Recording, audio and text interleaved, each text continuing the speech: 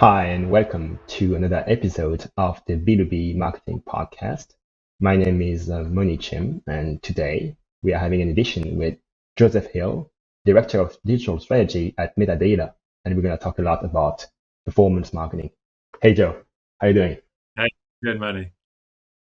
So cool to have you on the podcast. Could you do a little bit of an intro of yourself and what you're doing? Yeah, definitely. So, my background is thoroughly digital marketing. So, I've been in the industry for 10 plus years. I've probably spent or overseen roughly around 100 million in B2B ad spend. So, I've been around the block a little bit, got a bit of an understanding of what works and what doesn't. That's absolutely amazing.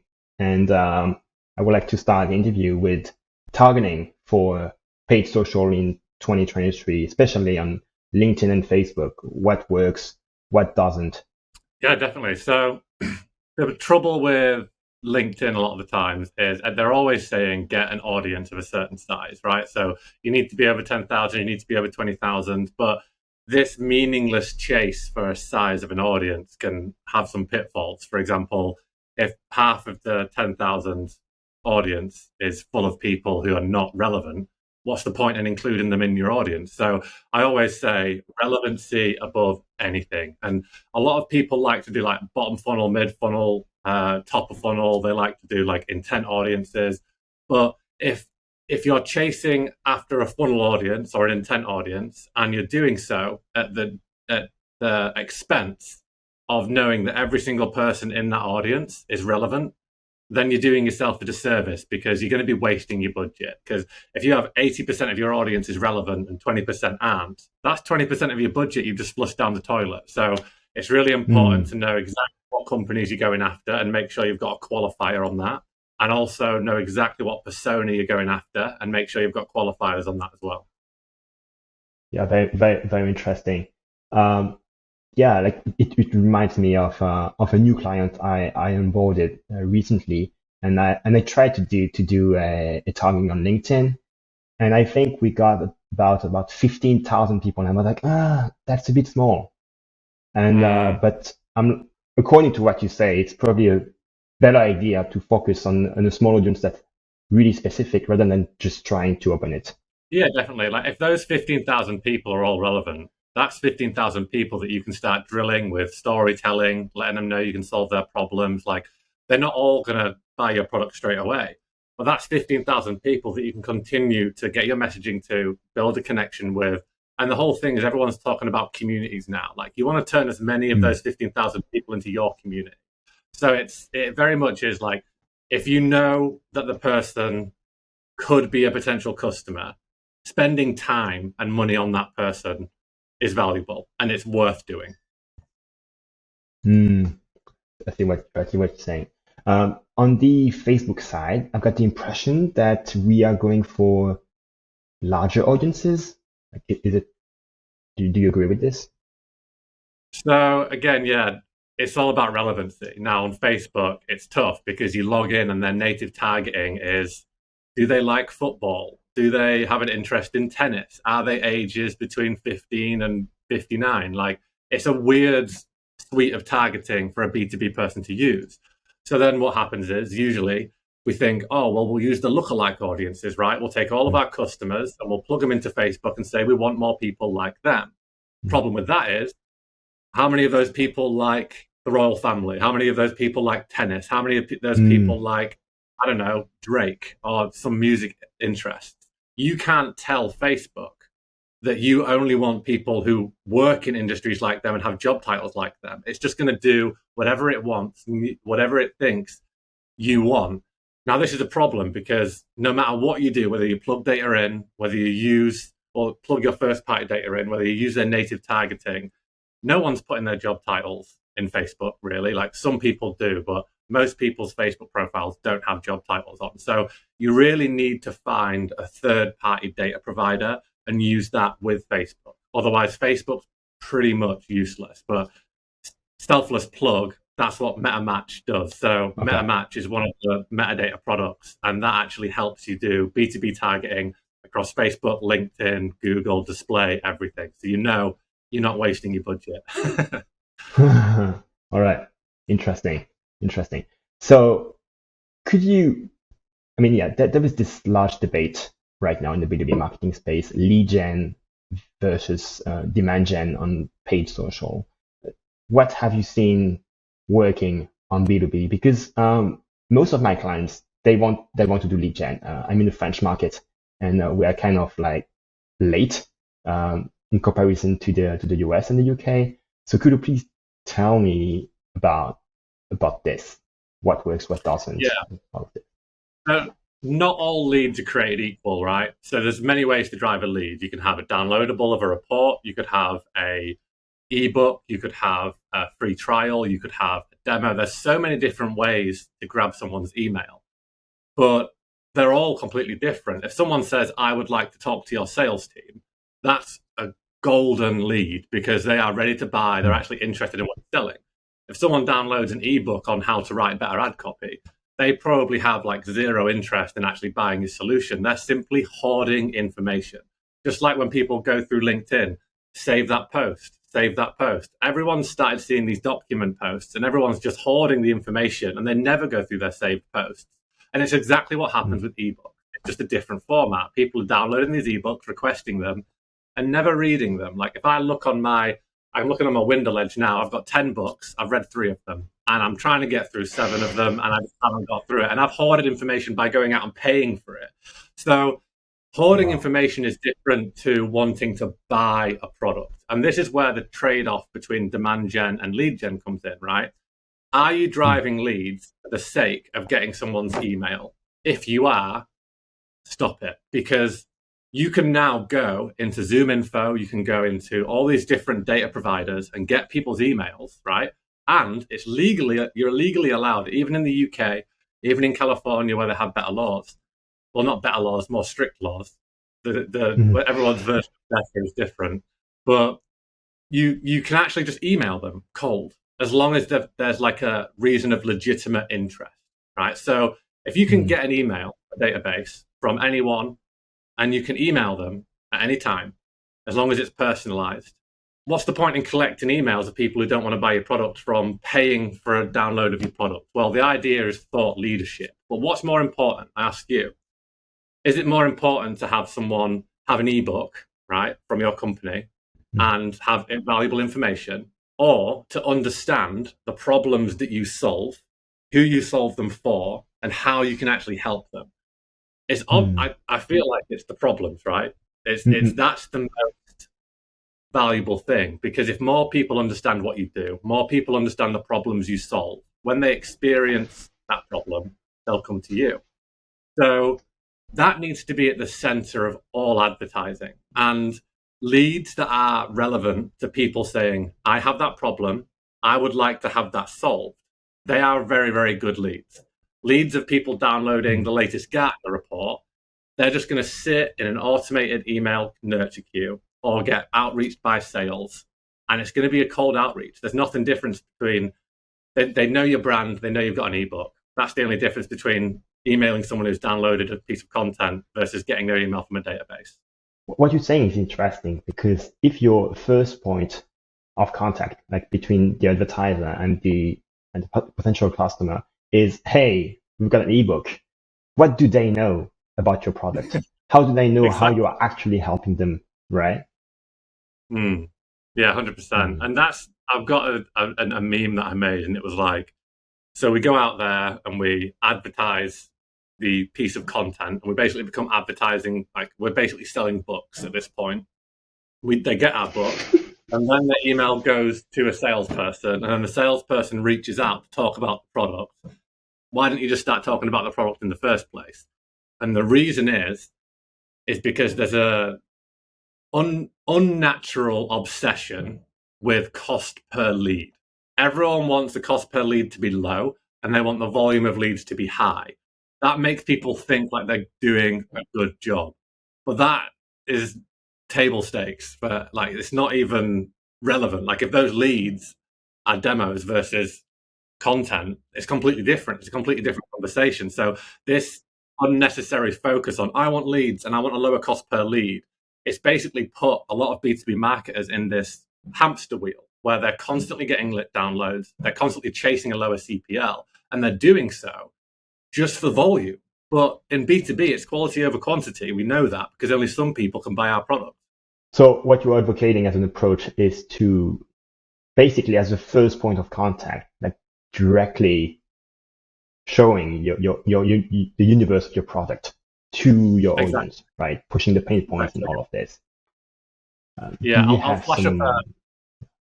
flash up a diagram. So this is like a super streamlined idea, right? So the circle in the middle, that is just your ring fence around people who work at target accounts or companies that match your ideal customer profile, right? So that is your ring fence. If you spend any money on someone who doesn't match who you're trying to sell to, you're basically wasting your money. So that circle represents the ring fence. Inside that, we've got people who know you, people who are engaging with you, people who are in your pipeline queue, people who actually are talking to you. But the vast majority of those people in that ring probably don't know who you are, probably need to learn about you.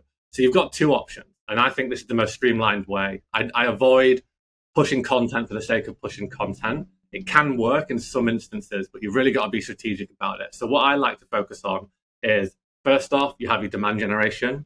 So I've got this down as educating your target audience on the problems you solve, your unique selling points, product use cases, success stories, testimonials, and key values of your brand. So you push that messaging constantly, not needing to get a lead from it, but just for the sake of telling your story in the most informative way, and the most digestible way. And then on the bottom left, you've got demand capture. So pulling people out of that ring who want to either sign up for your product and do a PLG motion or want to talk to your sales team. Now, if you focus on that, telling your story and then getting people whose problems you solve to talk to the sales team or sign up into your product, you're focusing on the right problem. If you can make this program work, you've unlocked a money machine. Now, if you go back and you think about gated content and all the other things that you can do, if you get good at gated content, it doesn't solve the problem of driving pipeline. If you get good at this, you do. The money starts coming in. Yeah, the way I got to know you on LinkedIn was through an amazing swipe file of ads that you put out there, right, a few weeks ago. And I'm going to include a link on the podcast. So yeah, so you know what you're talking about when it comes to creative. So now I would like to know how, in your opinion, you build creative that doesn't suck. Awesome. Yeah. So I'm going to share another visual. So essentially, there's a couple of things that you need to make sure you absolutely nail if you want to have a creative that is good. And let me just share. So there's three things, right? So you need, if you read across the top, you've got clear copy, a relevant visual, and a powerful story. So a clear copy is you keep the message short, you avoid big words, you vary your sentence length, and you speak like a human. And then a relevant visual could be a video, it could be an image, it could be a GIF, whatever you want, but it must be relevant, it must add to that story, and it must be attention grabbing, and it must complement the copy. And then it doesn't matter if you've got a great piece of copy and a relevant visual if your story sucks. So like this is why it's clear copy plus relevant visual times powerful story, because a powerful story can amplify your performance like night and day. So you can have the two same ads, same visuals, same kind of copy length, change the story, and it's night and day performance. Because we need to remember that we're not trying to, again, get more leads, lower CPL. We are trying to sell to humans. And if you're going to sell to a human, you need to convince that human. And what does humans resonate with most? Stories. And if that story is about them, they're going to tune in and they're going to be really, really interested in it. So it needs to be problem focused, that focused on their problems. So you can say that you can solve it, clear benefits of solving, and the user is the hero. And I've got a few visuals that go into each of these as well. But this is like the best. You get this right, you have the best chance of having your audience actually digest your message and take an action after it. Yeah, that's super interesting, because I feel like lots of times we got people focusing on the copywriting, like making like smart sentences, nice visuals, but they kind of forget the underlying message, which is actually the core of the reactor, right? Exactly, yeah. And that's where everything starts for me. I'll share another visual. Yeah. So like you really need to make your message simple to have success spreading it, right? So what do you solve? How do you solve it?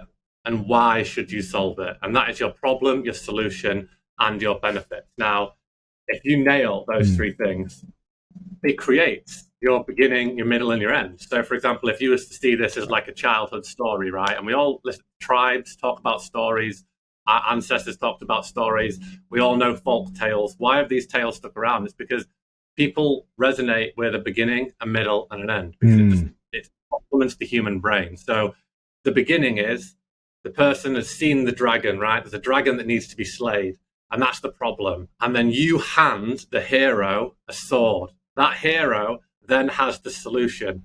He's obviously got to put the work in and go and kill the dragon, but you gave him the sword. You were a person to help him on his story. Then he goes and he kills the dragon. Sorry to the dragon. Sorry to the vegans. But then he's got the sword. He's killed the dragon, and then the village lives happily ever after. So, and he's obviously the hero. Now, this is a key thing in your story to get is you are not the hero. The customer is the hero. We are simply helping them with their story. And if we get that right, we can really, really resonate with them and be remembered. Right. So, and I guess that you insert product features and product benefits within this three-part structure, right?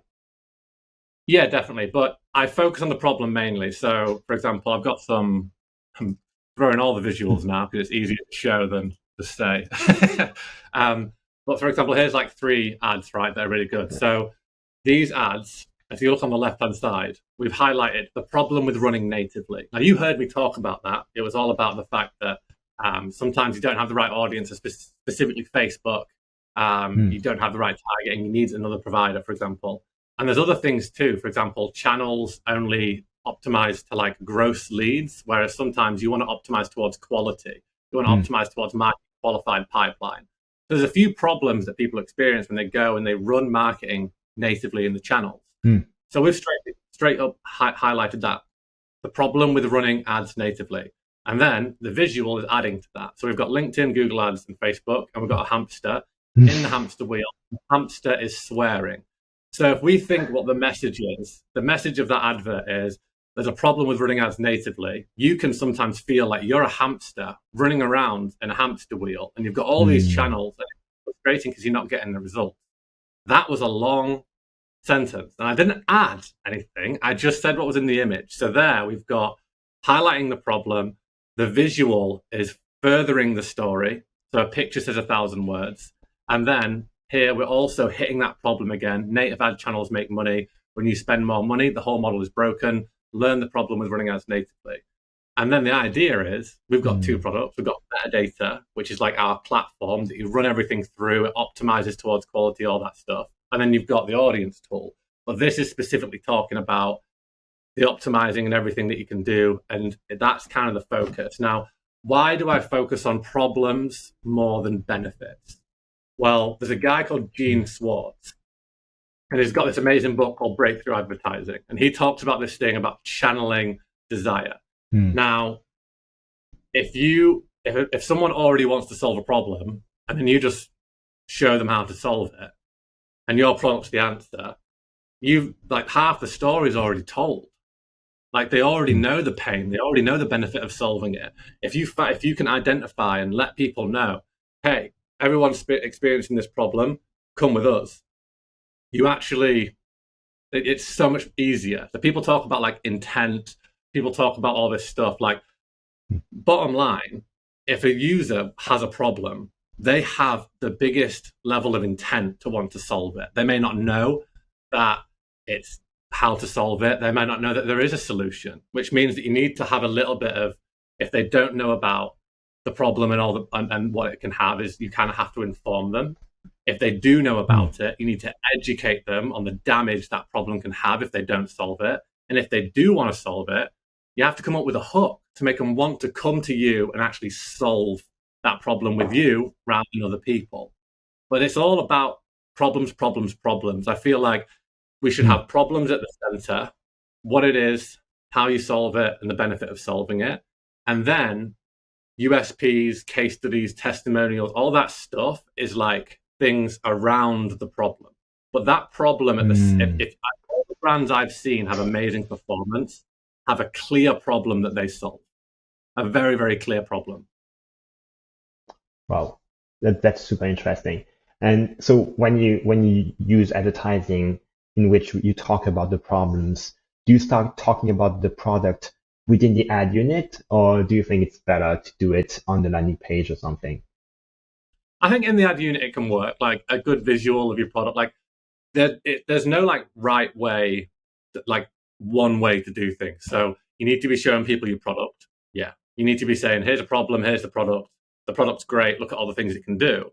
But it's just we can't do it at the expense of not talking about the problem. So if you can say, here's the problem, here's how you solve it, and here's the benefit of solving it, and you can condense that message into one advert, couple of sentences that are really well thought out, that's the gold mine. But if you want to get your product screenshots in there, 100%. One of the companies that is the best at this is Miro. I don't know if you've heard of those guys, but there's a ton of examples in the ad library, and they've just got like problems focused messaging, and then they just show their product as the solution, and that's also perfect. You don't have to be all about. So what I usually do in demand gen, I go problem, aggravate the problem, and really, really push it, inform, educate, and push that messaging of that problem. In my demand capture, I'm talking about the problem briefly, and then I'm going, we can solve it, and then I'm including a hook. So I'll include the full story in demand generation, and then I have a smaller version of that with a hook for the demand capture. Right. But that's and when you're talking about demand generation and demand capture, I guess that in demand capture you're more referring to intent channels like Google Ads or Bing Ads, right? Not necessarily. Like it can work on lots of different channels. At the end of the day, it's easier to get a meeting, a sign up on Google if someone searched, I want this product, and then you show up for that product.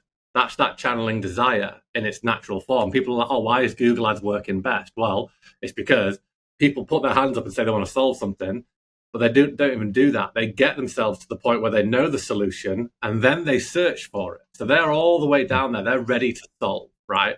But you can get high intent conversions, product signups, meetings in any channel.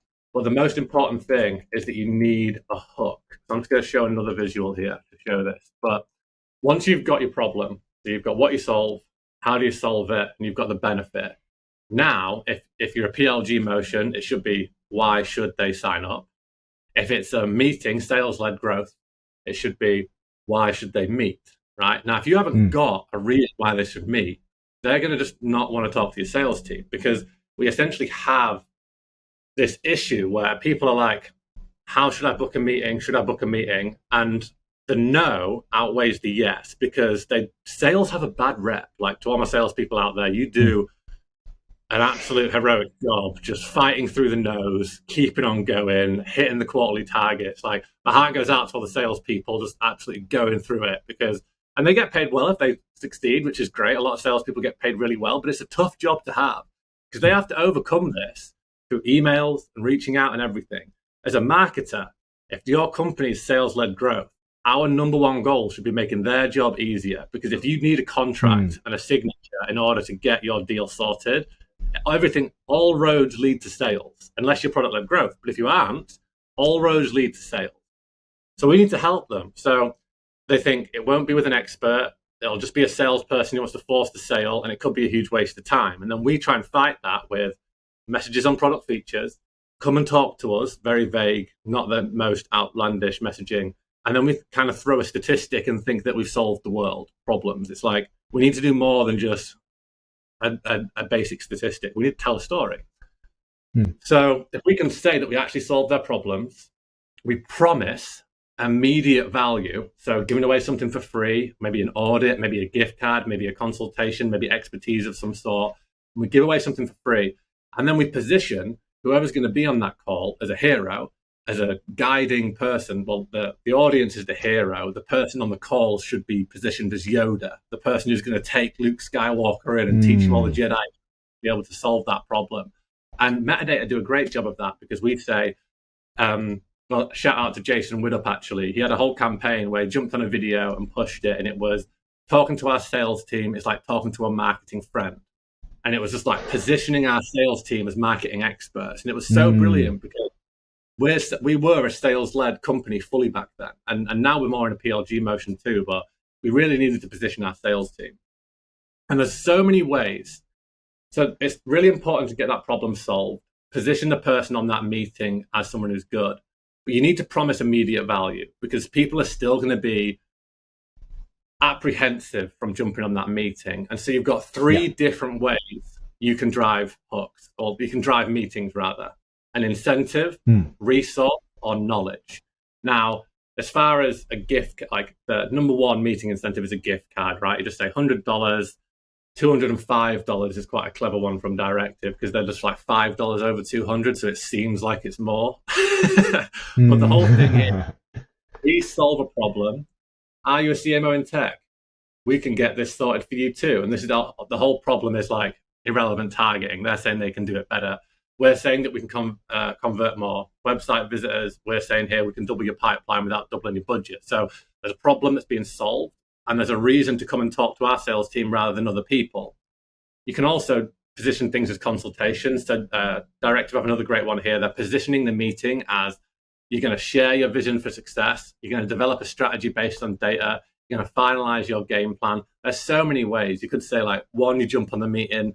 2, our expert's going to like give you a free audit of all your advertising campaigns. And 3, you leave with that audit, and you can decide if you want to work with us. No sweat off our back. If you don't, you can still have the free piece of work. And my favorite of all of them is, if you can pull off company resource, it is a gold mine. For example, Google say, spend $400 in our product and we'll give you $400, which is a lie. It's an outright lie. They're taking $400 from you, and then they're giving you a little bit of free, what is free to them, just impressions on their site. Okay. And you have a perceived value of $400 or whatever of that. Absolutely. But it costs them nothing. So it's almost like, I hate using the word arbitrage, but it's like an arbitrage. It's like, if you have something that you create or has a very large value internally, but it costs you less to produce than externally can acquire it, use that as your hook. And that could be anything. It could be ad credits. It could be, I don't know. It's tough to think about this one. I had a few ideas. I've just gone blank trying to think about them. But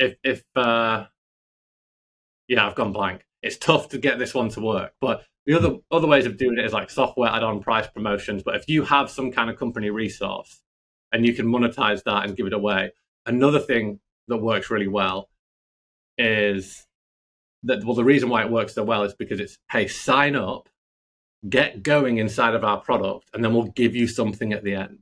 So it's like the subscription model. It's like, get your first and 5th order free.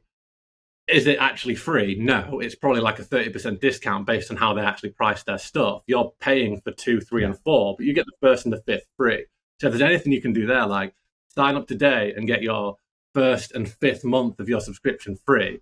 It shocks me today how that is not used in software, because it's a subscription model in B2C. And we need to learn a lot from B2C because they're drilling it and drilling it and drilling it. And we're quite green as an industry getting into the whole digital marketing. There's a lot to learn from those guys. Yeah, absolutely. Yeah, these are some very powerful frameworks. I was thinking about the audit thing. How do you get the salespeople to offer more expertise and less, let's say, product pitching? Like, how does it work?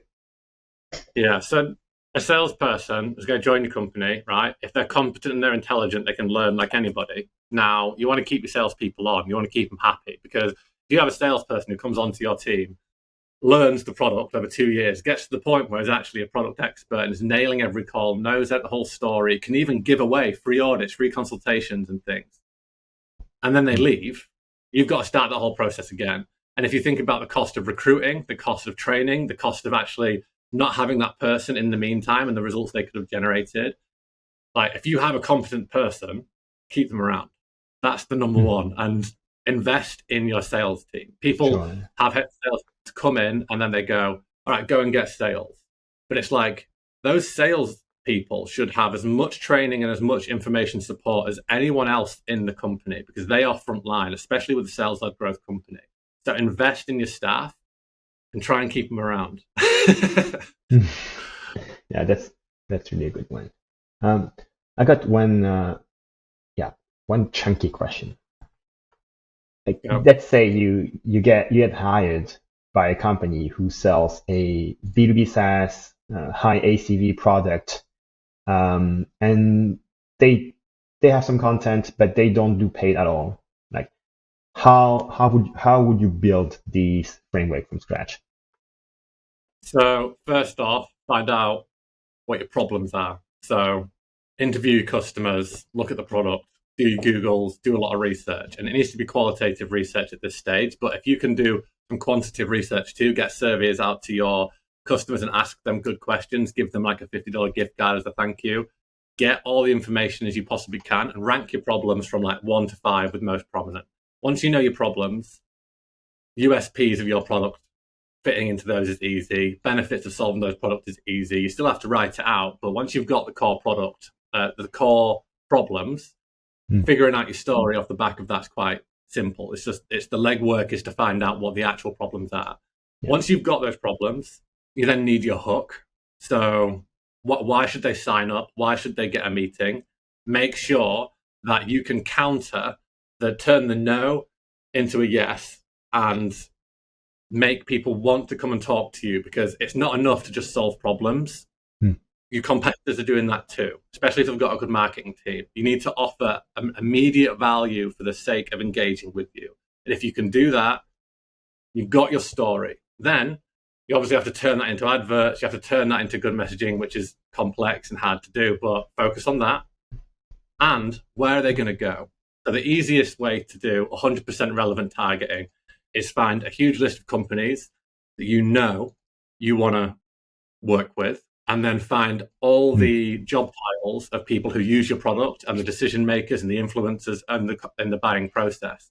So then you have 4 things. You have your target companies, you have your target persona, you have your story, and you have your hook. If you can bring that together, and it's easier said than done, but once you've got those 4 things, it's building the program.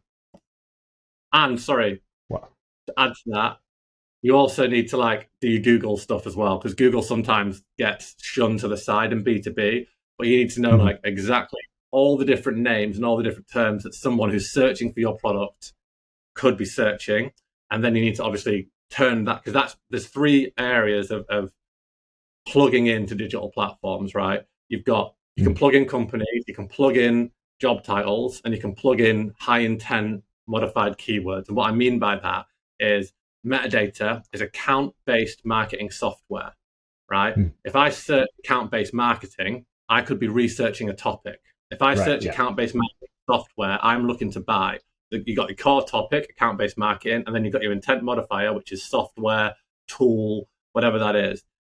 Once you've got those 5 things, so target account list, persona, intent modified keywords, your story, and your hook, bring those together and you can drive revenue. This has all been amazing, really. Now a fun question. Do you have one personal or professional quirky story to share? Personal or professional? I'll go personal. So I got addicted to litter picking about 3 years ago, right? So I was in a bit of like a hype. Okay.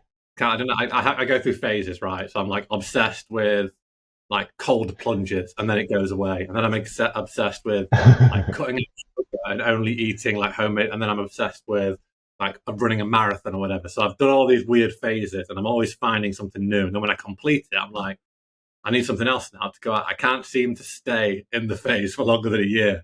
But one funny one is that I got addicted to litter picking. So like every Saturday I'd go out and I'd literally fill like 3 or 4 huge carrier bags full of litter around my local area. And I was really, really into it. And I literally got to the point where if I saw a piece of litter and I didn't pick it up, it would haunt me, and I'd be thinking about it for so long. And so I was picking up everything, and I was going down the canal in my local area, and I saw a trash bag, and I picked up the trash bag, and it's a bit of a disgusting thing, but inside this trash bag, it was just full of human feces. I was just like, oh no. literally, and I was like, but then in my mentality, I'm like, no trash can be left behind, so I put this right in it, and then I carried it like 2 miles to where I could put the rubbish. It's awful, but anyway, yeah, this is a weird story. I'm very weird. Well, yeah, the litter hero. Yeah, well, anymore. That was a phase from a year ago. Yeah. Thank you so much for sharing all those golden nuggets. Where on the internet can the audience find out more about you? Yeah, so over on LinkedIn, so just Joseph Hill on LinkedIn. I'm sure you'll put a link in the bio.